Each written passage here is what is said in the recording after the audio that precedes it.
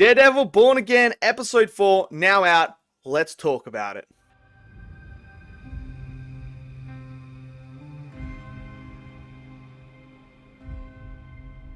So the newest episode of Daredevil is now out for you guys to go and check out, and this episode, man, so good. I loved this episode. There's one particular moment that is my favorite so far in the whole entire series.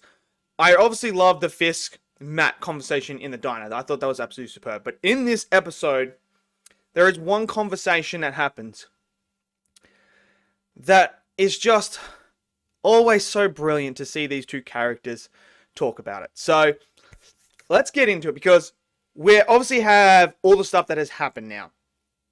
White Tiger's dead. He died in the last episode. That was the ending. And it seems like it wasn't the Punisher. It was a fanboy. That's what is insinuated in this episode, because the Punisher does appear. John Berthol, Frank Castle, does appear in this episode. And that's the scene I'm talking about. It's just absolutely phenomenal. But so now the fallout is about that. Who did it? How did it happen? And that Fisk is very prominent in this episode. We're starting to learn more about Fisk and what his true goals are, what he's trying to do. The ending of the episode with him holding that person while eating. Oh man. Yeah, Fisk is still a very, very evil dude. That's what this episode gave me. This episode gave me that Fisk is putting on a show. He's putting on a facade right now. He's still an evil dude, man. So him and Vanessa, that is such an interesting dynamic going on. I think that's absolutely fantastic how that's going.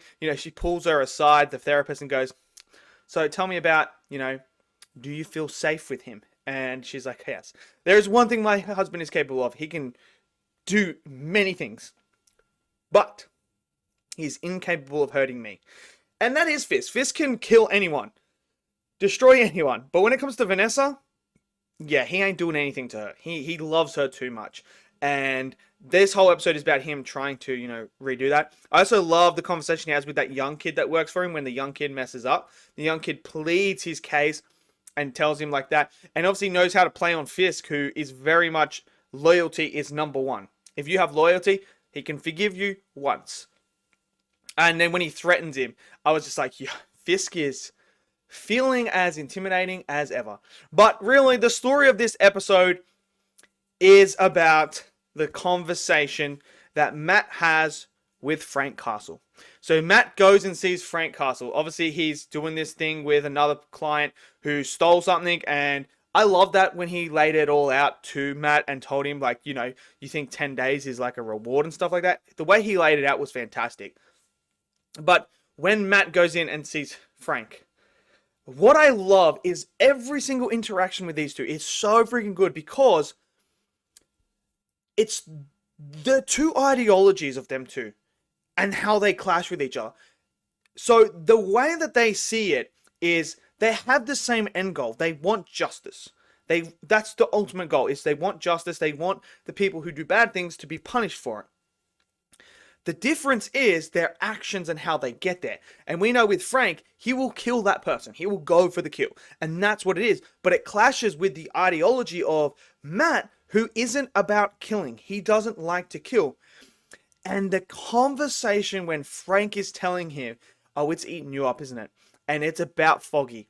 And you want to kill him. You want me to do it. You want permission to do this. And it goes back to those conversations I had where he's sitting there on the rooftop and he tells him, you're one bad day away from becoming me. And that whole conversation, and when he gets up, John Berthol, I love John Berthol. He is just the perfect casting for the Punisher as well. Like, we got Charlie Cox, who's perfect for Daredevil, and we got him, who's perfect for the Punisher, and then you've got Vincent, who's perfect for Fisk. Like, it's like the perfect trio of comic book casting of all time. But when he gets up close to him and he's describing, he's like, you can hear him, can't you? I hear my boy's voice as well. I hear it all the time. And he's just going at Matt, and he's just tempting Matt. Matt hits him, and then Matt's like, look, I'm sorry, I apologize. He's losing his cool. He's like, what are you sorry for? And then I love the line when he's talking about him like he's in there getting his food, breathing the same air as you. And then Matt says to him, he got life, as if he got life in prison. And without even hesitation, Frank turns to him and goes, what about Foggy? Did he get life? And I just sat there and I was like, yo, Frank is going in here. He is tempting and just, oh, it was just so good. I love watching them clash and how Matt is trying not to lose control and trying to stay true to who he is. I loved all that. I absolutely loved it. It just, their interactions are so good. And I want to see more of that interaction because I just love the ideologies of both of them and how they clash with each other. The same goal, but different journeys to reach that goal. And it makes it for very interesting storytelling. So I really, really like that. Obviously, we have Matt go in. He's got all his masks there and that he gets his batons out and he starts practicing on top of the rooftop. So it's kind of hinting like he's about to come out. He's about to come out of, hiding and that he's going to become Daredevil again. Obviously, Fisk is got old mate Adam capped up there, just sitting there eating his sausages on pasta, just sitting there eating them. I was just like, yo, that's mental. But then the ending of the actual episode with the guy with the white mask with the blood on it, carrying that guy, and he places him on the thing. He's got like people there. There's like a blood thing. And then he starts sucking the blood out of this guy. And it's like almost as if he's getting off on it. I was sitting there and I was like, yo. What the fuck? This is crazy. And look, I thought this episode was phenomenal. I loved it. I mean, if you can get two characters to sit in a room and have a conversation, and that is the best part of the episode, you are doing something right. The writing for that, the dialogue, the characters, everything about it, the performances. Charlie Cox and John Berthel. That performance from those two in that room was just unbelievable. It's so freaking good. It's just, if you want to know how to execute scenes with emotional weight, with a punch behind every single word, that is the scene to watch because they are just phenomenal at what they're doing there. So, tonally, it's fantastic. I'm really, really enjoying this. I am so excited now moving forward. I want more Punisher now because I just think it just works so well with the Daredevil story. And we're learning more about Matt as well and how the Foggy death is eating up on him because he couldn't do anything about it. It's so good. It's so good.